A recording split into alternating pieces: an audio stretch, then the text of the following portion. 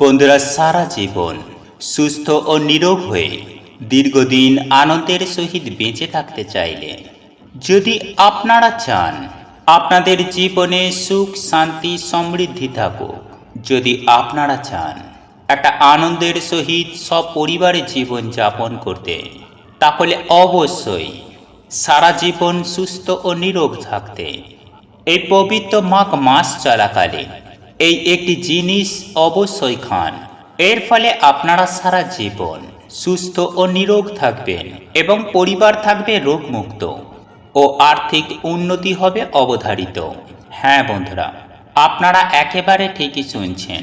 পৌষ মাসের খরা কাটিয়ে বিভিন্ন শুভ এবং মাঙ্গলিক কাজ করার আদর্শ মাস হল এই মাঘ মাস। বন্ধুরা, বাংলা পঞ্জিকা অনুযায়ী বছরের দশম মাস হল এটি। আর এই মাঘ মাস নানান দিক থেকে অত্যন্ত গুরুত্বপূর্ণ। এই মাঘ মাসকে একদিকে যেমন মাধব মাস হিসাবে গণ্য করা হয়ে থাকে, ঠিক এরই পাশাপাশি বলা হয়ে থাকে বাগদেবীর মাস। বন্ধুরা, বছরের এই অন্যতম পবিত্র মাঘ মাসেই কোন কোন আচার অনুষ্ঠান রয়েছে, কি কি আমাদের পালন করতে হয় এবং এই মাসে আমাদের কোন খাবারটি অতি অবশ্যই খেতে হয়, তা আজ আমি আমার এই ভিডিওটির মাধ্যমে আপনাদেরকে জানিয়ে দেব।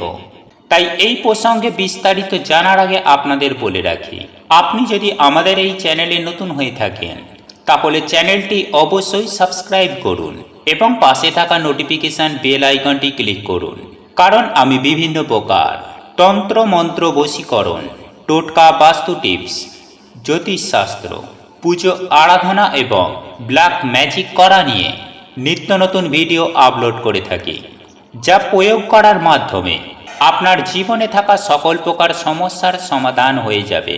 চলুন এইবার মূল আলোচনায় প্রবেশ করা যাক। তবে মূল আলোচনায় প্রবেশ করার আগে আপনারা যদি পরমেশ্বর ভগবান শ্রীকৃষ্ণের আশীর্বাদ পেতে চান এবং বাগদেবীর জ্ঞান পেতে চান, তাহলে জয় শ্রীকৃষ্ণ, রাধে রাধে এবং জয় মাতা সরস্বতী দেবীর জয় লিখে কমেন্ট অবশ্যই করুন। বন্ধুরা, সবার প্রথমেই আমি আপনাদেরকে জানাই যে এই বছর অর্থাৎ 1429 বঙ্গাব্দে 2023 সালে এই মাঘ মাস শুরু হয়েছে গত 16ই জানুয়ারি সোমবার থেকে, এবং এই মাঘ মাস থাকবে আগামী 13ই ফেব্রুয়ারি সোমবার পর্যন্ত। অর্থাৎ এই মাঘ মাস থাকছে 29 দিন পর্যন্ত। আর এই সময়ে মঘা নক্ষত্রে এই সময়ে সূর্যের অবস্থান থাকে বলে এই মাসটির নাম মাঘ মাস হয়েছে। এছাড়াও এই পবিত্র মাঘ মাসকে বলা হয়ে থাকে মূলত শীতের সমাপ্তি। তবে মাঘ মাসের শেষ ভাগে কখনো কখনো বৃষ্টি হয়ে থাকে, তাই এই বিষয়ে প্রবাদে বলা হয়েছে মাঘের শীতে বাঘ পালায়।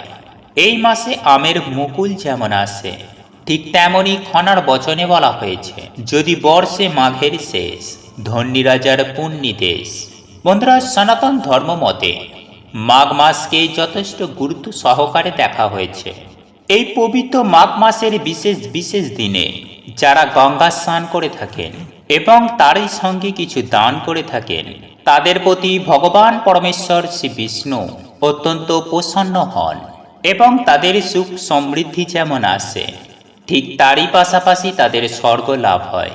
কিংবদন্তি অনুসারে গৌতম ঋষি মাঘ মাসে ইন্দ্রদেবকে যে অভিশাপ দিয়েছিলেন তার প্রায়শ্চিত্ত করতে ইন্দ্রদেব এই মাসেই গঙ্গায় স্নান করেছিলেন। এরপর ইন্দ্রদেব সেই অভিশাপ থেকে মুক্তি পেয়েছিলেন। বন্ধুরা, এমনটাই বিশ্বাস করা হয় যে এই পবিত্র মাঘ মাসে দেবতারা স্বয়ং পৃথিবীতে পদার্পণ করেন এবং মানুষের রূপে তারা এই সময়ে গঙ্গা স্নান করে যান। বন্ধুরা, এই পবিত্র মাঘ মাসের বেশ কয়েকটি দিন যথেষ্ট গুরুত্বপূর্ণ দিন। তার মধ্যে প্রথম দিনটি হল ষষ্ঠীলা একাদশী, যা পড়েছে আজ। এই দিনে তিলের বিশেষ ব্যবহার শাস্ত্র এবং সমৃদ্ধি এনে দেয়। এরপর দ্বিতীয় যে গুরুত্বপূর্ণ দিনটি হলো তা হল শ্রী শ্রী রটন্তী কালী পূজা, যা পড়েছে আগামী 20 জানুয়ারি শুক্রবার রাতে। এই দিনে শ্রী শ্রী মা ছিন্নমস্তাং দেবী আবির্ভাব ঘটে। মায়ের কাছে এই দিন ভক্তি ভরে যা চাওয়া হয় তাই তিনি পূরণ করেন। পরের দিন শনিবার দিনটিও অত্যন্ত গুরুত্বপূর্ণ দিন, কারণ এই দিনটিতেই এই বছর পালন করা হবে মৌনী অমাবস্যা। এই দিনে নীরব থেকে সমস্ত পাপ ধ্বংস এবং আত্মার পরিশুদ্ধির জন্য আধ্যাত্মিক অনুশীলন করা হয়। এরপর বন্ধুরা 10ই মাঘ 25শে জানুয়ারি বুধবার দিনটি অত্যন্ত গুরুত্বপূর্ণ দিন, কারণ এই দিনেই পড়েছে শ্রী শ্রী গণেশ চতুর্থী।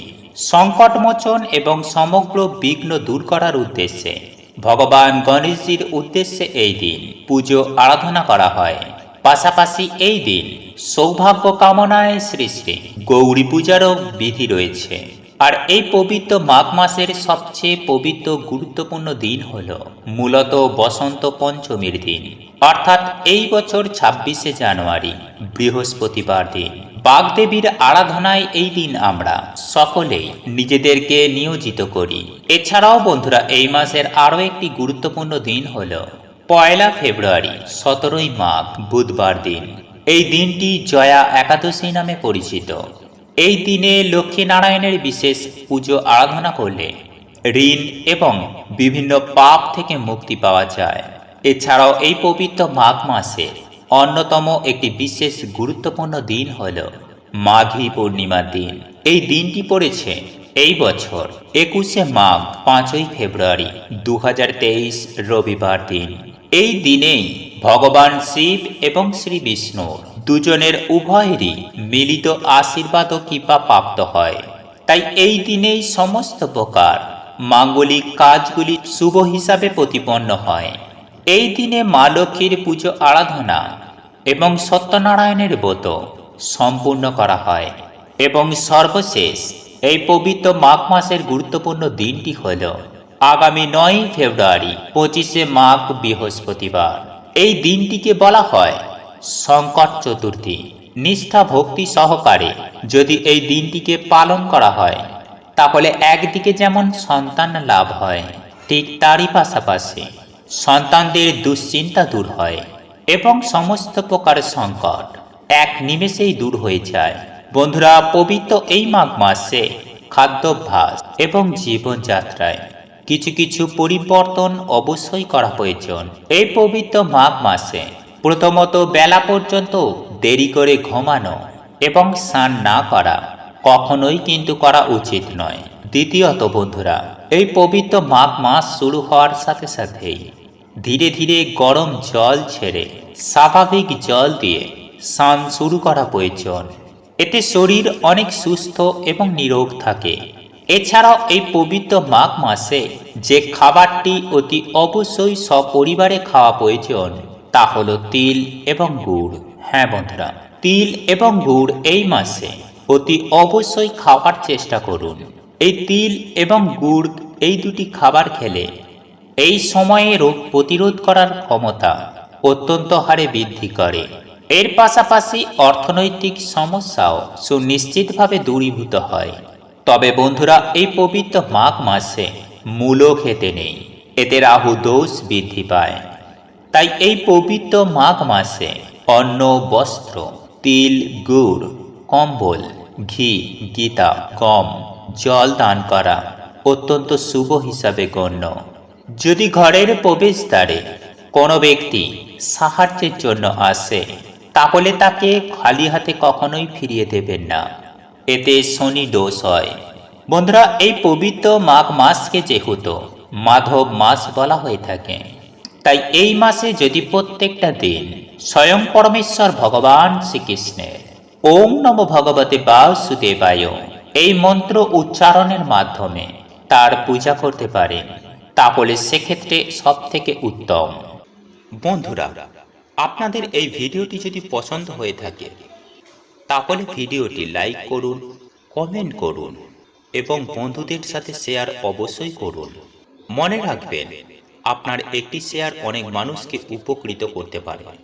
এবং আপনি যদি নতুন হয়ে থাকেন তাহলে চ্যানেলটি অবশ্যই সাবস্ক্রাইব করবেন এবং পাশে থাকা নোটিফিকেশন বেল আইকনটি ক্লিক করবেন। এইরূপ নিত্য নতুন ভিডিও সবার আগে দেখার জন্য ঈশ্বর আপনার মঙ্গল করুক। আপনি সুস্থ থাকুন, ভালো থাকুন।